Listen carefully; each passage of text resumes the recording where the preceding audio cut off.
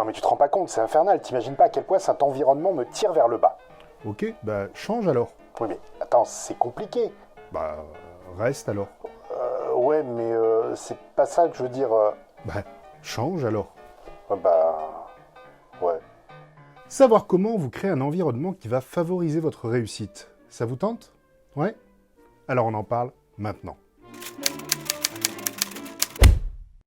Bonjour chers amis managers et bienvenue dans cette nouvelle brève. Aujourd'hui je vous propose de voir comment créer un environnement propice à notre réussite et à notre épanouissement. En effet, nombre de personnes subissent leur environnement de façon passive. Ils ne prennent pas le temps de l'analyser, de constater que celui-ci évolue en fonction de leur propre évolution. Notre cercle d'amis change, nos collègues changent, nos mentors changent. Bref, tout change. Une bonne tasse de thé pourrait rétablir ma normalité. Ils n'ont pas conscience de l'interaction qu'ils ont avec leur environnement et que celui-ci influence grandement qui ils sont et ce qu'ils font. Ils peuvent même laisser évoluer leur vie en fonction de ce que veulent les autres. Or, savoir s'entourer des bonnes personnes, par exemple, est une des bases essentielles de la réussite. Un des moyens les plus puissants pour réussir est de s'entourer des personnes, certes qui nous correspondent, mais surtout, le plus important, c'est de savoir s'entourer des personnes qui correspondent à ce que l'on veut développer. Bref, à ce que l'on veut devenir. Jim Rohn, dans son livre « Stratégie de prospérité », dit que la 6e stratégie à mettre en œuvre est de savoir s'entourer de gagnants. Selon lui, nous serions la moyenne des 5 personnes que nous côtoyons le plus. Alors, je n'ai pas trouvé d'études validant ce chiffre. Cependant, nombre d'études montrent la corrélation entre notre environnement et nos comportements ou notre état émotionnel. Nous savons aussi, grâce aux études réalisées dans le domaine de l'épigénétique, que même l'expression de notre génome s'adapte à notre environnement. Donc, de manière générale, nous sommes programmés à nous adapter à notre environnement, que ce soit d'un point de vue physiologique, psychologique ou social. Par exemple, si vous êtes entouré de personnes heureuses et positives, cela favorisera votre bonheur et votre comportement positif. Et si vous êtes entouré de râleurs et de défaitistes, ben voilà quoi. Qu'est-ce que je peux faire? Je sais pas quoi faire! Non, j'écris! En toute logique, si vous êtes entouré de personnes qui réussissent socialement, il y a de fortes chances que cela vous pousse à en faire de même. La question primordiale qui en découle est donc qui voulez-vous devenir et quelles compétences voulez-vous développer? En effet, c'est en définissant qui vous voulez devenir que vous influencerez la recherche consciente et inconsciente d'un nouvel environnement et d'un nouvel entourage. C'est en définissant ce que vous souhaitez développer que vous créerez l'environnement qui y correspond. Le choix. Le problème, c'est le choix. Vous voulez devenir manager ou dirigeant? Et si vous commenciez par vous entourer de managers et de dirigeants?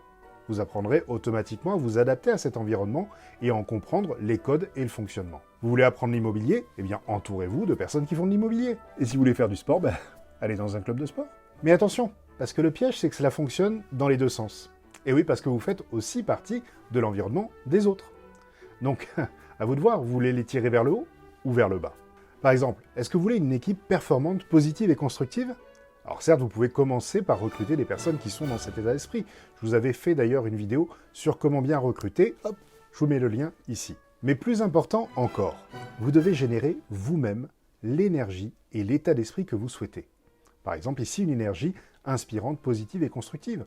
Si vous passez votre temps à râler, à vous plaindre et à mettre le doigt sur ce qui ne va pas, d'après vous, quel environnement êtes-vous en train de créer auprès de vos collaborateurs? Je vous avais fait d'ailleurs une vidéo sur l'effet Pygmalion en management. Hop, je vous mets le lien là aussi. Dale Carnegie, dans son livre best-seller « Comment se faire des amis », nous explique simplement comment devenir inspirant aux yeux des autres. Premièrement, ne jamais critiquer ou se plaindre. C'est une évidence.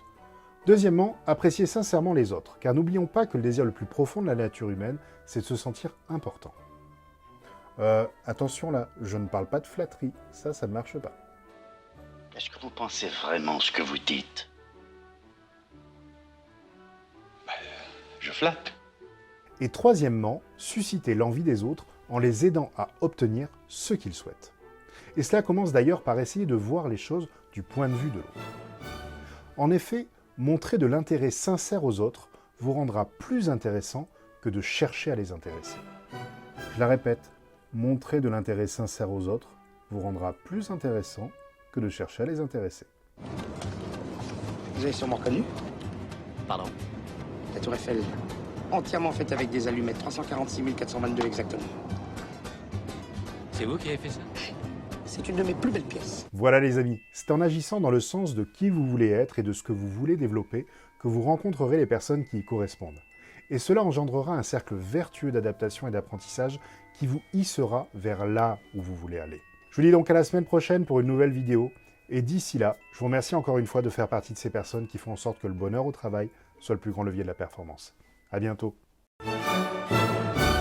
Et n'oubliez pas, si vous voulez booster votre leadership, vous pouvez télécharger gratuitement mon e-book sur mon site internet. Le lien est dans le descriptif de la vidéo.